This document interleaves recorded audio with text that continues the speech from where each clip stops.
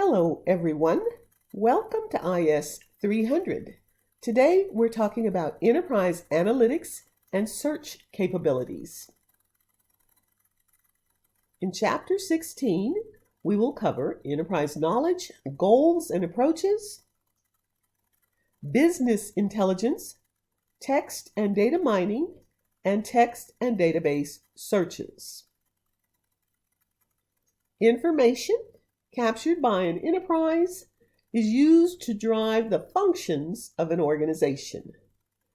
Equally important is the need to maintain data about an enterprise's operation, such as looking for hidden patterns, discovering knowledge that can improve business strategies, and optimizing operational processes.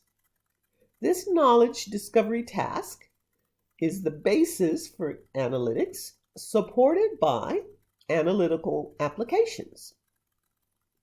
Enterprise searches have been fueled by the increasing volumes of text and unstructured information that is generated by large enterprises on a daily basis.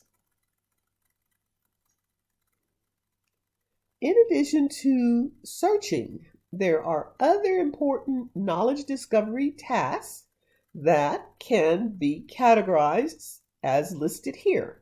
Segmenting customers, suppliers, markets, or employees based on their behaviors.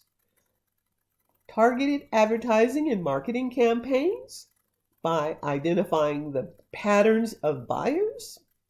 Detecting anomalies, credit card fraud, insurance claim fraud, identity theft, and even potential terrorist attacks can be thwarted with the use of business analytics.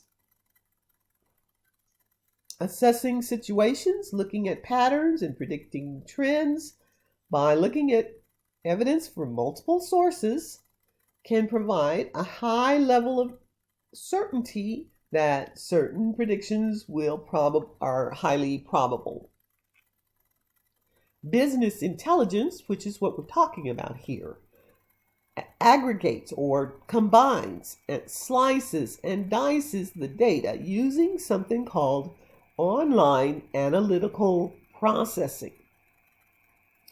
Online analytical processing, also known as OLAP, is data that is derived from many sources, including the online transaction processing data from traditional databases. So if you go to purchase a product from Amazon, for example, a transaction is generated, a credit card transaction. That transaction data from that OLTP, transaction processing database, can then be copied to the online analytical processing database and used for purposes of decision making and business intelligence. For example, here is some data that has been captured by category, consumer versus enterprise, and by region. The United States, the United Kingdom, the Eastern and Middle European and Asian Pacific regions, all of those regions captured data for 4 quarters and compare that data based on a variety of sources and a variety of tools that can then aggregate the data, and you can look at which region and which quarter is doing the most in terms of revenue, by category, by region, by quarter. That is the gist of business intelligence. The ability to generate a table that looks like this requires the functions of online analytical processing, or OLAP, tools, and it uses online transaction processing, or OLTP, data.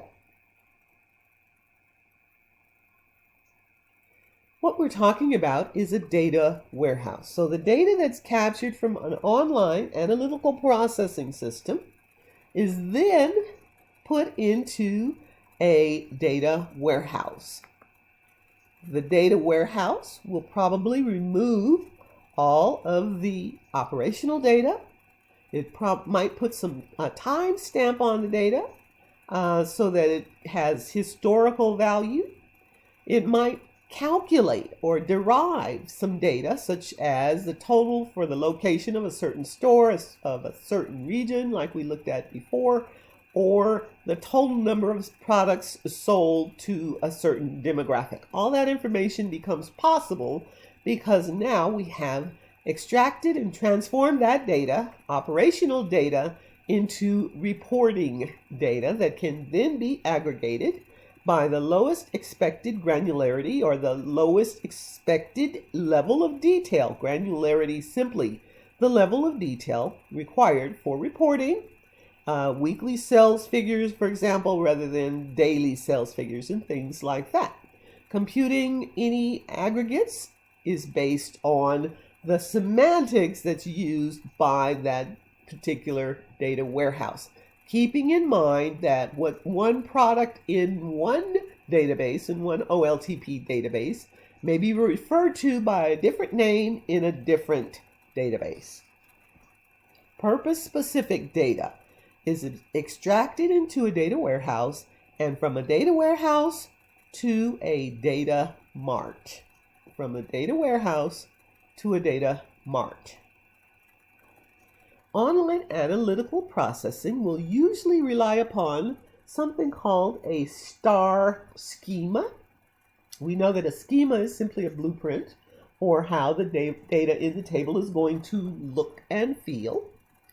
At the star schema level or at the data mart level, the data can be supported by dimensions. These dimensions might include something like location, time, product, and price. Those are very common dimensions. And if you look in your reading, to the assigned reading for this week, figure 16.1 has an example of a star schema. Multidimensional databases support a language called MDX, which is a query language very similar to SQL. It's SQL in 3D, is what I like to refer to it as.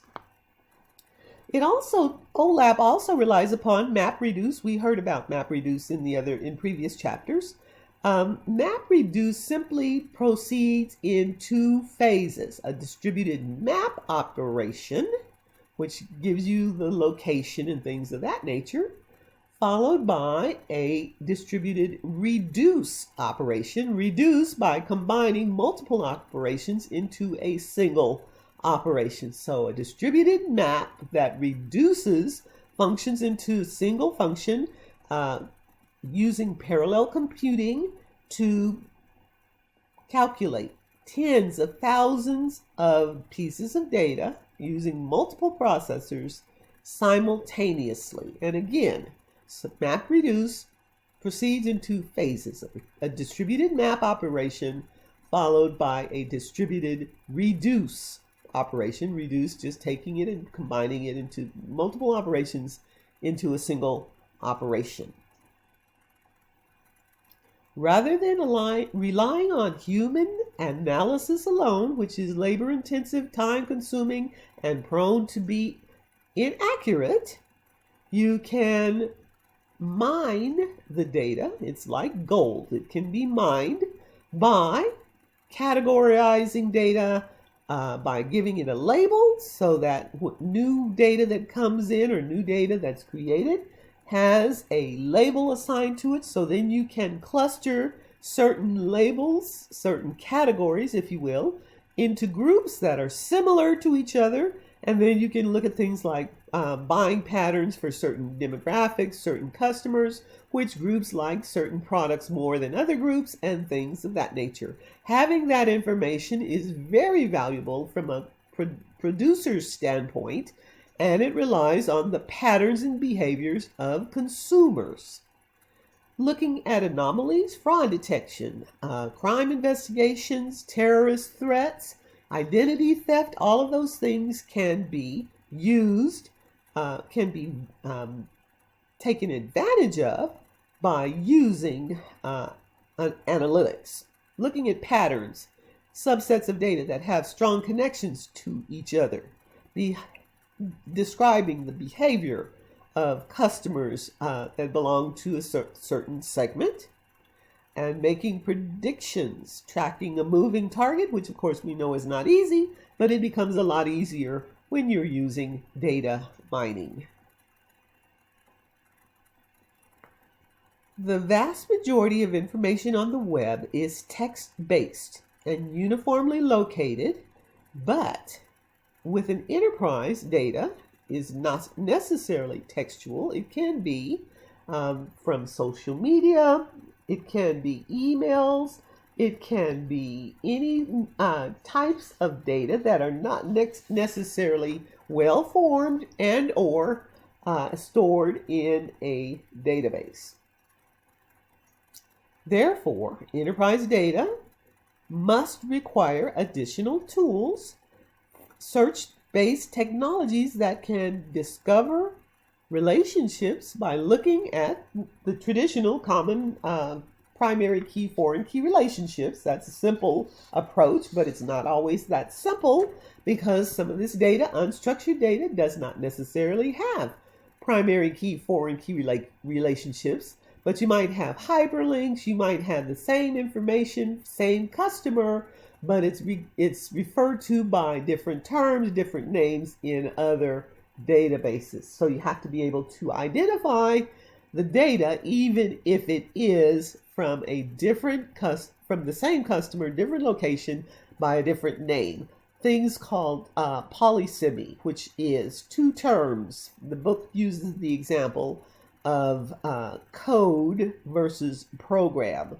A program and code could be synonymous. They could have the same meanings, but when you're searching, you have to make sure that if you're searching on the word code, that you also get results that include programs. Not easy to do, requires a lot of upfront planning on the part of the analytics tools. Searching structured data, of course, is simple. We use SQL. Those of you who know how to use SQL know that it's simply a matter of joining two tables together. Usually these tables have already been aligned through a primary key, foreign key relationship. But if there is no relationship, such as in cloud databases like Google's Data Store, Amazon Simple DB, which do not support joins, then the application and the programming capabilities of that analytics application become critical. Often you have to look at the linkages between data that are not explicit and determine if two sets of data or objects represent the same real-world entity, such as a person. So object-oriented analytics tools can then be used to ensure that even if there is no relationship or no clear relationship, that you can still retrieve data that includes all of the needed information in the result set. Increasingly structured data, augmented with unstructured information, and that is the key to achieving the desired effects using both kinds of data at the same time. Chapter 16 is very interesting in terms of analytics because we as consumers generate data every day.